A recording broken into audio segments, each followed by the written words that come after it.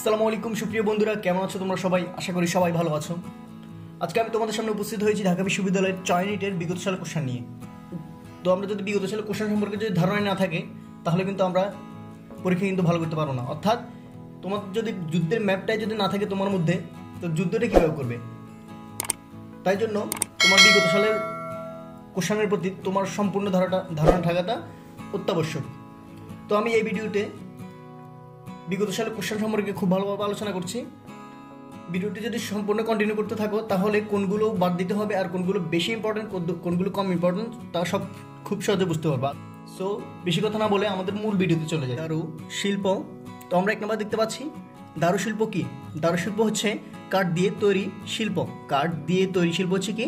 দারু শিল্প। এটা খুবই ইম্পর্টেন্ট কোশ্চেন। এই কোশ্চেনটা বারবার আসে। আমার ভাইয়ের রক্তে রাঙানো 21শে ফেব্রুয়ারি গানটি কোন সালে প্রথম গাওয়া হয়? এটা হচ্ছে 1953 সালে। সর্বপ্রথম বিশ্বকাপ ফুটবল খেলা কত সালে এবং কোন দেশে অনুষ্ঠিত হয়েছিল? এটা হচ্ছে 1930 সালে উরুগুয়েতে সর্বপ্রথম বিশ্বকাপ ফুটবল অনুষ্ঠিত হয়েছিল। কোন লেখক গ্রন্থ অলঙ্করণীয় বিশিষ্ট? এটা হচ্ছে সুকুমার রায়। ঢাকা বিশ্ববিদ্যালয়ের প্রথম উপাচার্যকে? ঢাকা বিশ্ববিদ্যালয়ের প্রথম উপাচার্য হচ্ছে sir P J Harts. Sir P J Harts. এটা কিন্তু খুবই ইম্পর্টেন্ট কোয়েশ্চেন। তোমরা যারা ঢাবিতে পরীক্ষা দিবে তাদের জন্য ঢাকা বিশ্ববিদ্যালয় সম্পর্কে জানা মাস্ট বি ইম্পর্টেন্ট। অর্থাৎ তোমার ঢাবি সম্পর্কে সম্পূর্ণ ধারণা থাকতে হবে।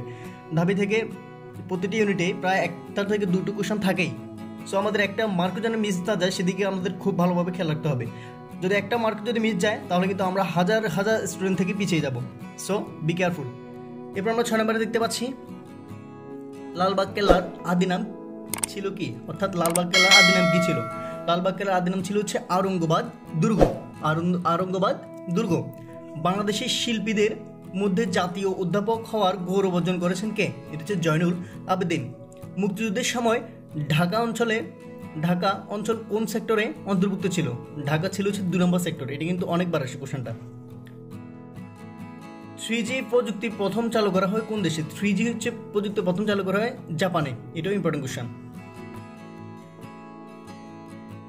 Indicate the correct synonym of categorical. এর সিনোনিম নিচে কোনটি? এটার সিনোনিম হচ্ছে অ্যাবসলিউট। এটা সিনোনিম নট ক্রিটিক্যাল। এটা হচ্ছে অ্যাবসলিউট। অবিভক্ত ভারতের আধুনিক পথিকৃৎ ভাস্কর কে ছিল? এটা হচ্ছে রামকিঞ্জর বেইজ। রামকিঞ্জর বেইজ। এটাকে রামকিঞ্জর বেইজ।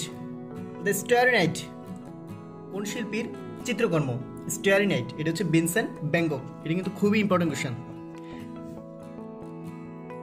কোন শিল্পীর নাম রোমের সিস্টেন চ্যাপেলের সাথে বিশেষভাবে জড়িত? এটা হচ্ছে মাইকেল অ্যাঞ্জেলা। মাইকেল অ্যাঞ্জেলার সাথে, অর্থাৎ রোমেন সিস্টের সাথে মাইকেল অ্যাঞ্জেলার নাম খুব ভালোভাবে জড়িত। এরপর আমরা 14 নম্বর দেখতে পাচ্ছি অতি সম্প্রতি বাংলাদেশের দক্ষিণাঞ্চলের উপর দিয়ে বয়ে যাওয়া ঘূর্ণিঝড়ের নাম কি? এখনকার জন্য এটা ইম্পর্টেন্ট না, কিন্তু প্রতি বছরই কিন্তু আমাদের ঘূর্ণিঝড় কিছু একটা লেগেই থাকে।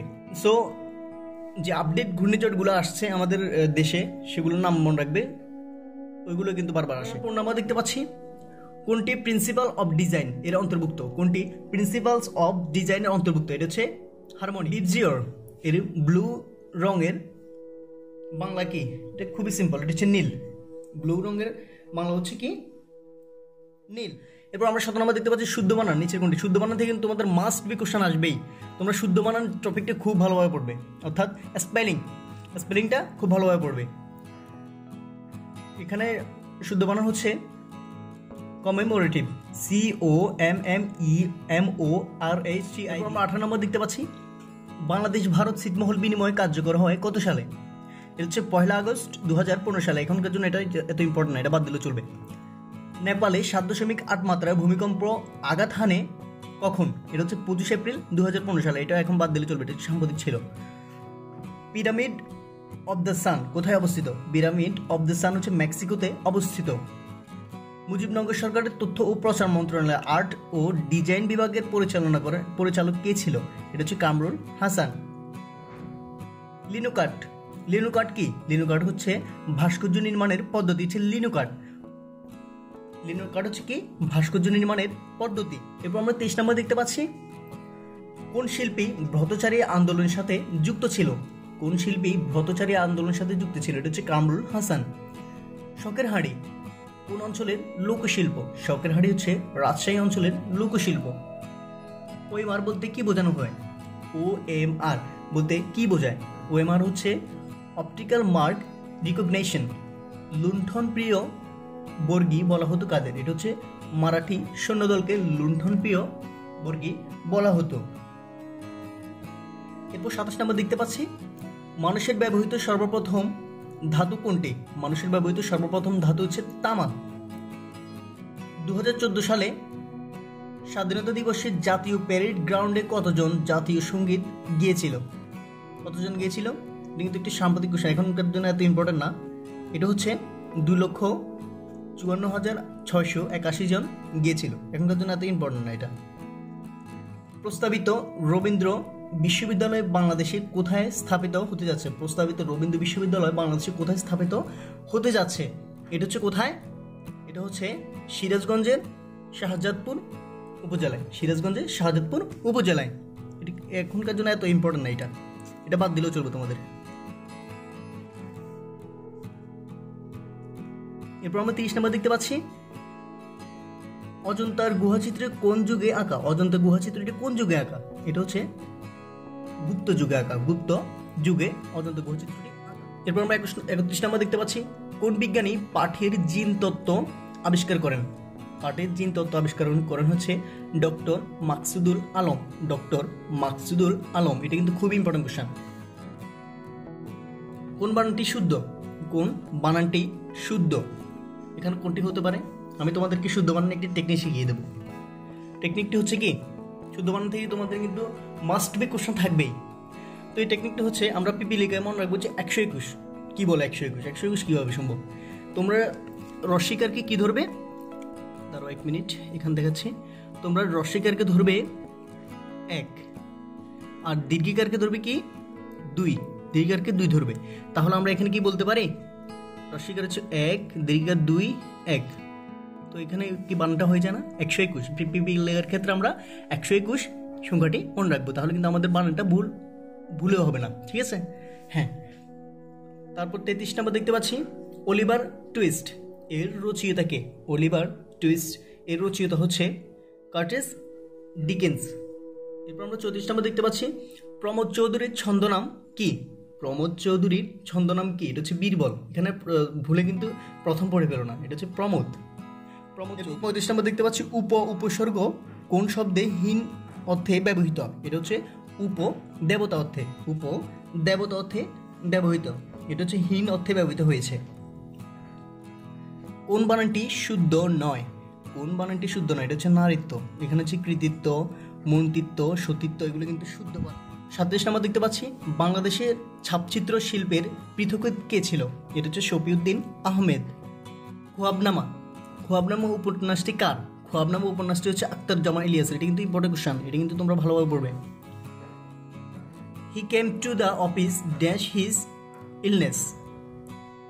তো এখানে শূন্যস্থান কি বলবে? Notwithstanding. এরপর আমরা 40 নম্বর দেখতে পাচ্ছি, রবীন্দ্রনাথ ঠাকুরের আমার সোনার বাংলা গানটির প্রথম কয়টি লাইন বাংলাদেশের জাতীয় সঙ্গীত হিসেবে যুক্ত করা হয়েছে? এটা হচ্ছে 10টি লাইন, অর্থাৎ 10 লাইন। এটা কিন্তু খুবই ইম্পর্ট্যান্ট। এই কোশ্চেনটা কিন্তু বারবার রিপিট হয়। ষাট গম্বুজ মসজিদ কোন শৈলীর স্থাপত্য? ষাট গম্বুজ মসজিদ কোন স্থলীর স্থাপত্য? এটা হচ্ছে সুলতানি স্থলীর স্থাপত্য, হচ্ছে ষাট গম্বুজ মসজিদ। কোনটি ভাস্কর্য ও ছাপচিত্র উভয়ের সাথে সম্পর্কিত? এটা হচ্ছে খোদাই। খোদাই হচ্ছে ভাস্কর্য এবং ছাপচিত্র উভয়ের সাথে সম্পর্কিত হচ্ছে কি? খোদাই। ময়নামতি জাদুঘর সংরক্ষিত বজ্র সত্ত্ব ভাস্কর্যটির উপকরণ কি? এটা হচ্ছে ধাতু। পদ্মাবতী কার রচনা? পদ্মাবতী রচনা হচ্ছে কার? আলাউল। ভুলেও কিন্তু মুকুন্দরাম থাকবে না। পদ্মাবতী হচ্ছে কে? পদ্মাবতী এটা হচ্ছে আলাউলের। এরপর 45 দেখতে পাচ্ছি, বঙ্গবন্ধুর অসমাপ্ত আত্মজীবনী সর্বশেষ কোন ভাষায় প্রকাশিত হয়েছে? এখন একটি যে আপডেট হয়েছে, সর্বশেষ ভাষা প্রকাশিত হচ্ছে ইতালিয়ান ভাষায় প্রকাশিত হয়েছে। ইতালিয়ান ভাষায় প্রকাশিত হয়েছে। এখন যদি গুরুত্বপূর্ণ অর্থাৎ যদি আপডেট হয় তাহলে কিন্তু তোমরা সাম্প্রতিকটা খুব ভালোভাবে পড়ে নাও, তাহলে কিন্তু ওইটাই আসবে এক্সামে। বাংলাদেশকে নিম্ন মধ্য আয়ের দেশ ঘোষণা করেছে কোন প্রতিষ্ঠান? এটা হচ্ছে কোন প্রতিষ্ঠান ঘোষণা করেছিল? এটা হচ্ছে বিশ্ব ব্যাংক। এটা কিন্তু জাতিসংঘ ঘোষণা করেনি, এটা হচ্ছে বিশ্ব ব্যাংক ঘোষণা করেছে। এটা কিন্তু খুব ভালোভাবে মনে রাখবে, নাহলে কিন্তু তালগোল পাকিয়ে ফেলবে। ঘেটু গান বাংলাদেশের কোন অঞ্চলে ঐতিহ্য? ঘেটু গান, ঘেটু গান বাংলাদেশের কোন অঞ্চলে ঐতিহ্য? বাংলাদেশে হাওড় অঞ্চল হচ্ছে ঘেটু গান সবচেয়ে বেশি জনপ্রিয়। বামিয়ান বুদ্ধ, বামিয়ান বুদ্ধ কোন দেশের? বামিয়ান বুদ্ধ হচ্ছে আফগানিস্তান। এটা হচ্ছে কোনো সাম্প্রতিক কালের উপর ভিত্তি করে এই কোশ্চেনটা করা হয়েছে, এটা বাদ দিলেও চলবে তোমাদের। এরপর আমরা দেখতে পাচ্ছি the guard got the thief dash the corner of science laboratory and Mirpur road. তো এখানে কি হবে শূন্যস্থানে? এখানে হচ্ছে at thief at the corner of science laboratory and Mirpur road. এরপর 50 নম্বর দেখতে পাচ্ছি দাদাবাদ শিল্প আন্দোলন সম্পর্কে বলা হয় কোনটি? এটা হচ্ছে এনটি আর্ট। দাদাবাদ হচ্ছে এনটি আর্ট সম্পর্কে এটি বলা হয়েছে। সম্মানিত ভিউয়ার, আজকে আমাদের আলোচনা এই পর্যন্তই। পরবর্তী ভিডিও নোটিফিকেশনটা পাওয়ার জন্য অবশ্যই সাবস্ক্রাইব বাটনটি অন করে রাখবেন, যাতে পরবর্তী ভিডিও নোটিফিকেশন সাথে সাথে পৌঁছে যায় আপনাদের কাছে। তো ভিডিওটি যদি ভালো লাগে তাহলে একটা লাইক দিতে কিন্তু ভুলবেন না। তো ভিডিও যদি কোনো বুঝতে অসুবিধা হয় তাহলে আমাকে কমেন্টে জানাতে পারেন। তো আজকে আমাদের আলোচনা এই পর্যন্তই। সবাই ভালো থাকুন। আসসালামু আলাইকুম।